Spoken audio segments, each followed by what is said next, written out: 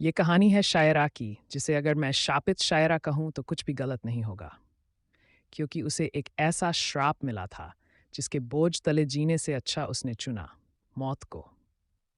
अब हर दिन एक नए मर्द से संभोग की पीड़ा कोई कैसे झेल सकता है? मैं पिछले 10 साल से भूत, पिशाच और काले शक्तियों पर रिसर्च कर रहा हूँ। पर जो हाल मैंने शायरा का देखा, उसके बाद मैं यही कहूँगा कि ऐसा किसी और के साथ न हो। बात तब की है, जब शायरा अपने कॉलेज के पहले साल में थी। रंग सांवला और चेहरे पर चेचक के निशान, जिसे देखकर कोई भी अपनी नज़रें फेर ले। कॉलेज में स्टूडेंट से लेकर लगभग हर प्रोफेसर तक शायरा को इग्नोर करते थे, जिस वजह से वह भीड़ में भी खुद को काफ़ी अकेला महसूस करती थी। पर उसके शरीर की बनावट ऐसी थी जिसे देख हर मर्द का जी मचल जाए। पर उसका चेहरा देख कोई मर्द उसे अपने करीब नहीं आने देता। बस यही कहता, क्या फ़ायदा इतने आकर्षक शरीर का, जब शक्ल ही भूतों वाली है। शायरा को अब खरी खोटी सुनने की आदत हो गई थी। वो किसी की बातों का कुछ जवाब नहीं देती, बस क्लास के कोने में बैठ अपने प्यार रोनी को छुप छुप कर देखा करती। पर दाग से भरे चेहरे के कारण उसे अपनी दिल की बात कहने में डर लगता था। फिर एक दिन पता नहीं कैसे पर क्लास की बाकी लड़कियों को भी पता चल गया कि शायरा रोनी को पसंद करती है, जिसके बाद उन्होंने शायरा को घेर लिया और उसकी बुल्ली करने लगे। कोई उसके शक्ल पर ताना मारता, तो कोई उसकी फूटी किस्मत को कोसता। इतने में भीड़ से थोड़ा हटके खड़ा रॉनी भी बोल पड़ता है, पता नहीं इसने कैसे सोच लिया कि मैं इससे प्यार करूंगा। अपने प्यार से ये बात सुन शायरा का दिल टूट गया। उसका प्यार आंसू बन उसकी आंखों से बहने लगा था। जब शायरा से बर्दाश्त नहीं हुआ, तो वो सबसे बचती हुई सीधे लाइब्रेरी की तरफ भाग गई और एक कोने में बैठ सिसक सिसक कर रोने लगी। उस वक्त मैं लाइब्रेरी से अपने लिए कुछ बुक्स लेकर निकल ही रहा था कि इतने में मुझे किसी के सिसकने की आवाज़ आई। मैं जब उसके पास पहुंचा, तो देखा शायरा अपने आंसुओं में सराबोर हो रखी हैं। उस वक्त लाइब्रेरी में कोई नहीं था, इसलिए मैंने पहले उसे शांत कराया, जिसके बाद उससे रोने की वजह पूछी। मेरे इस एक सवाल पर शायरा ने अपना सारा दुख मेरे सामने रखते हुए कहा, आखिर मेरे साथ ही ऐसा क्यों होता है? और मेरे चेहरे पर ही ऐसे दाग क्यों हैं? क्यों ऊपर वाले ने मुझे इतना बदसूरत बनाया है? क्यों? काश मैं ये सब कुछ बदल पाती तो सब मुझसे भी प्यार करते। शायरा की बात सुन मैंने उसे संभालते हुए कहा, अब इस बात का जवाब तो तुम्हें कर्ण पिशाचिनी ही दे सकती है। बाकी तुम्हें इन बातों पर ध्यान नहीं देना चाहिए, क्योंकि लोग दिल से सुंदर होने चाहिए, चेहरे से नहीं। मैंने उसे इतना कुछ कह दिया, पर शायरा का सारा ध्यान बस उस कर्ण पिशाचिनी पर ही था, जिसे सुन उसने मुझसे दोबारा पूछा, क्या सच में कर्ण पिशाचिनी मेरे सभी सवालों का जवाब दे सकती है? हाँ, कर्ण पिशाचिनी भूतकाल से वर्तमान तक के सभी सवालों का जवाब दे सकती है, पर उसकी सिद्धि बहुत ही कठिन होता है, जो तुम जैसे बच्चों के बस की बात नहीं है। इतना कहकर मैं वहां से निकल गया। जाते जाते मैंने बस इतना देखा कि वो बुक शेल्फ में कुछ ढूंढ रही थी। मैं उससे पूछने ही वाला था कि वो क्या ढूंढ रही, पर इतने में वो और अंदर चली गई, और मैं भी इस बात को महज एक इत्तेफाक समझ अपने काम में लग गया। फिर जैसे ही शायरा की तरफ मुड़ा, तो वो वहां थी ही नहीं। अगली सुबह जब मैं क्लास लेने के लिए पहुंचा, तो मैंने देखा कि शायरा एब्सेंट है। मुझे लगा कि कल के बात को लेकर कॉलेज नहीं आई, लेकिन अगले कई दिन तक क्लास की उसकी वो सीट खाली ही रही। मुझे उसकी चिंता होने लगी, इसलिए मैंने ऑफिस से उसके लैंडलॉर्ड को कॉल किया, तो पता चला कि शायरा कई दिनों से अपने रूम से बाहर नहीं निकली, और उसके रूम से कुछ अजीब अजीब सी आवाज़ें भी सुनाई देती है। ये सब सुनने के बाद मैं सीधे लाइब्रेरी पहुंचा, और मैंने जो देखा उसे देख मेरे पैरों तले ज़मीन खिसक गई। कर्ण पिशाचिनी की सिद्धि वाली किताब गायब थी, और उस दिन मेरे जाने के बाद शायरा भी तो यही कुछ ढूंढ रही थी। अब धीरे धीरे मुझे किसी अनहोनी का एहसास होने लगा था। मैं समझ चुका था कि कर्ण पिशाचिनी की सिद्धि वाली किताब शायरा अपने साथ ले गई हैं। उसने पूरे 22 दिन की कड़ी साधना के बाद आखिरकार कर्ण पिशाचिनी की सिद्धि हासिल कर ली। कर्ण पिशाचिनी अपने भयानक हंसी के साथ उसके सामने प्रकट हो गई। For story board and animator, जिसके सिर पर मुकुट, शरीर 2 रंगों में बटा हुआ और आंख चांदी की तरह चमक रही थी, जिसके कमर से नीचे शरीर का हिस्सा काले धुआं जैसा था। उसे देख शायरा ने अपने दोनों हाथ जोड़ लिए। वो खुश भी थी कि उसने आखिरकार ये सिद्धि पूरी कर ली। साथ ही उसके मन में ये डर भी था कि कहीं उसके किसी चुक से कर्ण पिशाचिनी क्रोधित न हो जाए। कि तभी कर्ण पिशाचिनी ने शायरा की तरफ देखते हुए कहा, बोल, क्या जानना है तुझे? मैं सब बताऊंगी, तेरी हर ख्वाहिश पूरी कर दूंगी, पर क्या तू बदले में मेरी एक शर्त पूरी कर पाएगी? शायरा ने बिना शर्त सुने हाँ कह दिया। उसके बाद उसने अपने सारे सवाल उससे पूछ लिए, जिसका जवाब उसने शायरा को दे दिया। और फिर जाते जाते कहा, सदियों बाद कोई मुझे साधने में सफल हुआ है, जा अब मेरी शक्तियां तुझ में हैं। चुपचाप अभी सो जा, सुबह उठते ही तेरी तकदीर बदल जाएगी। लेकिन उस शर्त को हमेशा याद रखना, नहीं तो सब खत्म हो जाएगा, सब खत्म। इतना कहते ही कर्ण पिशाचिनी हवा में विलुप्त हो गई। अगली सुबह जब शायरा पूरे 6 दिन बाद कॉलेज आई तो उसे देख सबके होश उड़े के उड़े रह गए, क्योंकि जिस सांवला रंग और चेहरे पर दाग की वजह से सभी उसका मजाक उड़ाया करते थे, अब उसका कहीं नामो निशान नहीं था। वो सिर से लेकर पांव तक अजंता की मूरत लग रही थी, जिसकी खूबसूरती पर कोई भी मौज आए। अब तक जो उससे नजरें फेरते रहते थे, वो अब शायरा के एक झलक पाने को बेताब रहने लगे। लेकिन शायरा अभी भी सिर्फ रौनी को चाहती है, और उसने अपने दिल की बात रौनी को बता भी दी। रौनी भी अब उसके खूबसूरती को मना नहीं कर पाया, और दोनों साथ साथ एक कपल की तरह रहने लगे।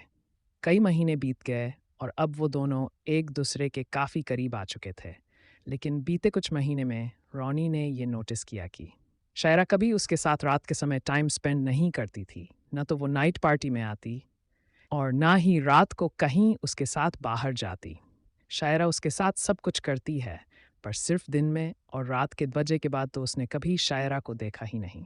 इसलिए एक दिन रौनी जानबूझकर शायरा के साथ रात में मूवी देखने का प्लान करता है, और शायरा इस बार भी मना कर देती है। इस पर रौनी शायरा से पूछता है, आखिर तुम रात को मेरे साथ क्यों नहीं रहना चाहती? शायरा गुस्से में लाल होकर कहती है, मैंने तुम्हें कितनी बार बताया है कि ये रात में मिलने मिलाने की सारी बातें कॉलेज खत्म होने की बाद होगी, फिर भी तुम। इतना कहते ही शायरा वहां से उठकर चली जाती है। रौनी को शायरा का इस तरह से गुस्सा करना बहुत ही अजीब लगता है, इतना कि उसके सिर से पसीना टपकने लगता है। लेकिन इस बार उसने भी ठान लिया कि आज वो इसके पीछे की वजह पता लगाकर ही रहेगा। इसलिए वो शायरा को बिना बताए आधी रात में खिड़की से होते हुए उसके घर में पहुंच जाता है। पर शायरा तो अपने कमरे में थी ही नहीं। रौनी शायरा को ना पाकर बेचैन हो गया था कि तभी रौनी को कहीं से मंत्र उच्चारण की आवाज़ें सुनाई देती है, और वो उसी तरफ बढ़ जाता है। ये आवाज़ शायरा के बगल वाले कमरे से आ रही थी, जो रौनी के आने पर हमेशा बंद ही रहता था।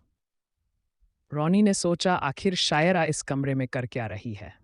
जानने के लिए उसने जैसे ही खिड़की की दरार के बीच से अंदर देखा तो उसकी आंखें फटी की फटी रह गई, और डर के मारे उसके पसीने छूटने लगे, क्योंकि अंदर शायरा विभत्स रूप बनाए किसी तंत्र विद्या में व्यस्त थी। बाल पूरे बिखरे हुए और आंख बिल्कुल कर्ण पिशाचनी की तरह, जिसे देखकर किसी की भी रूह कांप जाए। और कमरे में एक अजीब सी रोशनी फैली हुई थी, जिससे वहां मौजूद सब कुछ जमीन से ऊपर हवा में तैरने लगा। सिर्फ सामान ही नहीं, बल्कि खुद शायरा भी। ये सब कुछ रौनी के समझ से परे था, इसलिए वह वहां से उल्टे पांव भाग गया, और जाते जाते हड़बड़ी में एक फूल का गमला भी गिरा गया। रौनी तो भाग निकला था, पर गमले टूटने की वजह से शायरा की साधना टूट जाती है, जिससे उसके शरीर के अंदर से कर्ण पिशाचिनी चीखते हुए बाहर निकल गई। मेरे महीनों की तपस्या को भंग कर दी इस रौनी ने, मैं उसे जिंदा नहीं छोड़ूंगी। शायरा को कुछ समझ नहीं आता है, पर वो इतना समझ गई थी कि जिस दौरान कर्ण पिशाचिनी उसके शरीर में वास कर भविष्य देखने की शक्ति की सिद्धि हासिल कर रही थी, उस दौरान किसी ने उसका ध्यान भंग कर दिया, और वह रौनी था। कर्ण पिशाचिनी ने उसे सब कुछ देने के बदले के शर्त में उससे उसका शरीर मांगा था, जिसमें वास कर वो अपनी साधना कर सके।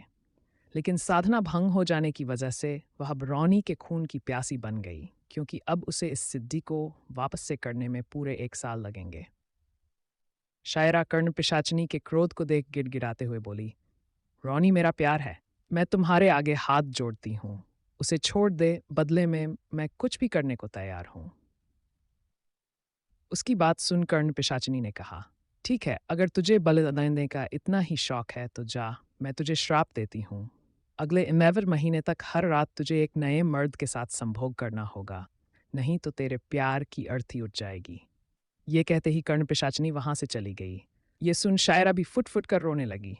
अब हर शाम वो न चाहते हुए भी बाहर जाती और एक नए मर्द के साथ वापस आती। ये सिलसिला रोज चलने लगा था। शायरा के कॉलेज में ऐसा कोई लड़का नहीं बचा था जिसे शायरा के घर का पता मालूम न हो। एक शाम मुझे भी शायरा का कॉल आया और उसके मुझे डिनर पर अपने घर बुलाया। डिनर के बाद उसने शर्म भरे नज़र से मुझसे संभोग करने की बात कही। मेरा तो दिमाग घूम गया। पहले तो मैं गुस्सा हो गया, पर उसे फूट फूट कर रोता देख मेरा दिल पिघलने लगा। इसलिए मैंने उसे संभाला और उससे बात की। फिर उसने मुझे वो सब बताया जो उसके साथ घट रहा था।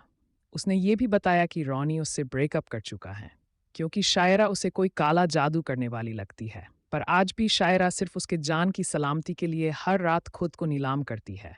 और आज मेरी बारी है। जैसे जैसे बात भूत पिशाच की होने लगी, तो मैं उसकी सारी बातें रिकॉर्ड करने लगा। वैसे तो मैं शायरा की सारी बातें रिसर्च के लिए रिकॉर्ड कर रहा था, पर मुझे लगा कि रॉनी को भी पता होना चाहिए कि कोई उससे कितना प्यार करता है।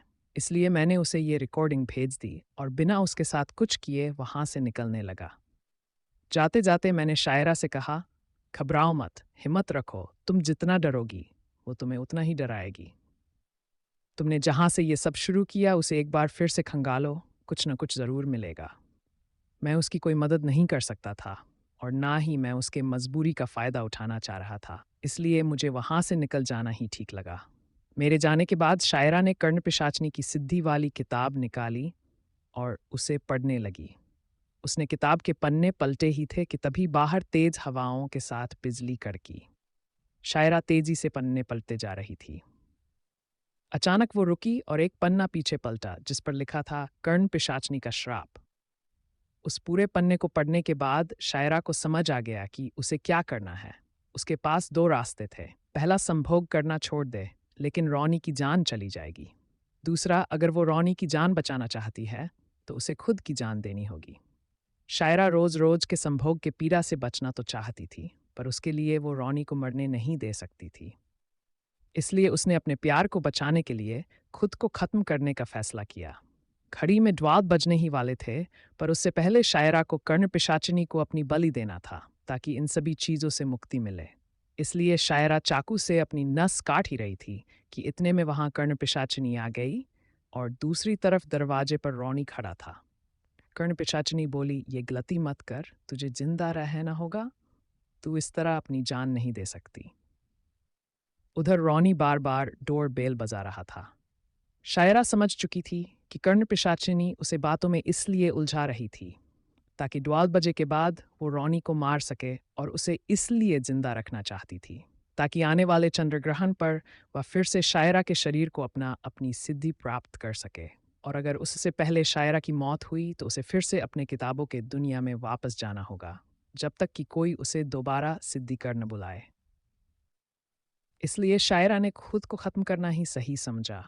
बाहर रॉनी बार बार दरवाजे पर धक्का दे रहा था ताकि किसी भी तरह वह दरवाजा तोड़ अंदर आ सके।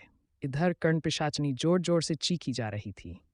इतने में शायरा की नज़र घड़ी पर गई जिसमें 12 बजने में सिर्फ 1 मिनट बचे थे। रॉनी किसी भी तरह दरवाज़ा तोड़ने में कामयाब हो गया और अंदर आ गया। उसके अंदर आते ही कर्ण पिशाचनी उसके तरफ बढ़ी और अपने हाथ से उसके गले को पकड़ लिया। पर इससे पहले कि वो रॉनी को कोई नुकसान पहुंचा पाती, शायरा ने खुद की नस काट ली। शायरा के नस काटते ही कर्ण पिशाचिनी ऐसे चिल्लाने लगी जैसे कोई उसे जिंदा जला रहा हो। उसका पूरा शरीर काले धुएं में बदल गया और वो वापस उसी किताब में समा गई। रॉनी भी उसके चंगुल से छूट गया और सीधे भागते हुए शायरा के पास पहुंचा। शायरा को खून में लथपथ देख रॉनी फूट फूट के रोने लगा। शायरा अब इस दुनिया से जा चुकी थी। रॉनी ने शायरा को बाहों में भर बस इतना कहा, शायरा, तुमने मेरे लिए अपनी जान दे दी और मैं तुम्हें ही गलत समझता रहा था। हो सके तो मुझे माफ़ कर देना। मैंने तुमसे ही प्यार किया है और मैं तुमसे ही प्यार करता रहूँगा। रॉनी ने शायरा के प्यार को समझने में कुछ ज़्यादा ही देर कर दी। कहते हैं शायरा कि आत्मा आज भी मुक्त नहीं हुई और वो आज भी उस किताब की निगरानी करती है ताकि कल को कोई और कर्ण पिशाचिनी के श्राप को ना भोगे। दोस्तों, अगर आपको मेरी कहानी अच्छा लगी तो लाइक, शेयर और सब्सक्राइब ज़रूर करें।